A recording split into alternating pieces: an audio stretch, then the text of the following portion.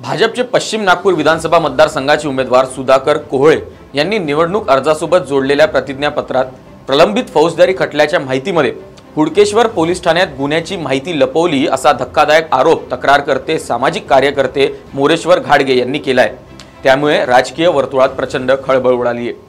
या संदर्भात सामाजिक कार्यकर्ते मोरेश्वर घाडगे यांनी देशोन्नतीशी बोलताना सांगितलं की दक्षिण नागपुरातील जानकी नगर येथे देवनगर गृहनिर्माण सहकारी संस्थेने लेआउट टाकले होते।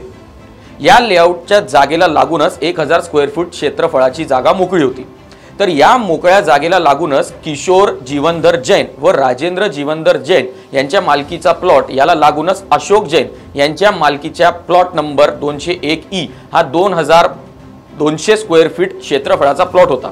दरम्यान कोहळे यांनी 8 जून 2012 रोजी प्लॉट नंबर 201F हा जागेच्या हवास्यापोटी मनपाची शाळा अन्यत्र हलवली।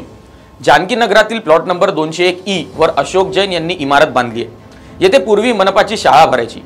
परिसरातील गरीब कुटुंबातील विद्यार्थी येथे शिक्षण घ्यायचे। दरम्यान कोहळे हे शिक्षकीय क्षेत्र सोडून वर्ष 2007 ते 2012 व 2012 ते 2017 पर्यंत जानकी नगर प्रभागाचे नगरसेवक होते। यावेळी ते नागपूर सुधार प्रन्यासचे ट्रस्टी सुद्धा होते। वर्ष 2014 ते 2019 या कालावधीत ते दक्षिण नागपूरचे आमदार झाले। आता कोहळे यांची नजर या दोन प्लॉटसह 1000 स्क्वेअर फूट प्लॉटच्या मोकळ्या जागेवर पडली। त्यानंतर नियोजनरित्या प्लॉट नंबर 2018E वरील इमारत भरणारी मनपाची शाळा अन्यत्र हलवण्याचा प्रत्यापही त्यांनी जागेच्या हव्यासापोटी केल्याचा आरोप आहे। प्लॉट मूल मालकाकडून 12,11,000 नोंदणीकृत विक्रीपत्राद्वारे विकत घेतला। यानंतर 13 मार्च 2011 रोजी शेजारील प्लॉट नंबर 201E हा 27,60,000 विकत घेतला।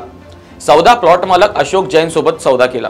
यासाठी कोहळे यांनी अग्रिम म्हणून त्यांना 1,11,000 रुपये दिले। नागपूर सुधार प्रन्यासने या 2200 स्क्वेअर फुटाच्या प्लॉटचे वर्ष 2006 मध्ये आरएलही नियमितीकरण BES 572 182 1304 बिले होते। मात्र कोहळे यांना या प्लॉटला लागून असलेली 1000 स्क्वेअर फूट क्षेत्रफळाची जागाही हवी होती।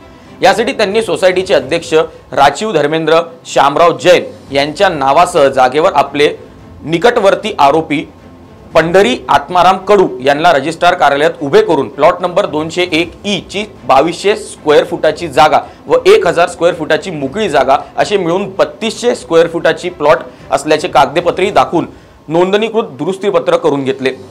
त्यानंतर 3200 स्क्वेअर फूट क्षेत्रफळाचा प्लॉट गैरकायदेशीर पद्धतीने पुन्हा नागपूर सुधार प्रन्यास करून RL काढून सोसायटीचे मूळ अध्यक्ष सचिव धर्मेंद्र जैन यांना रजिस्ट्रार कार्यालयात उभे करून विक्रीपन्न करून विकत घेतला। या प्रकरणी हुडकेश्वर पोलिसात फसवणुकीचा गुन्हा दाखल होताच 2 आरोपींनी हायकोर्टातून जामीन मिळवला।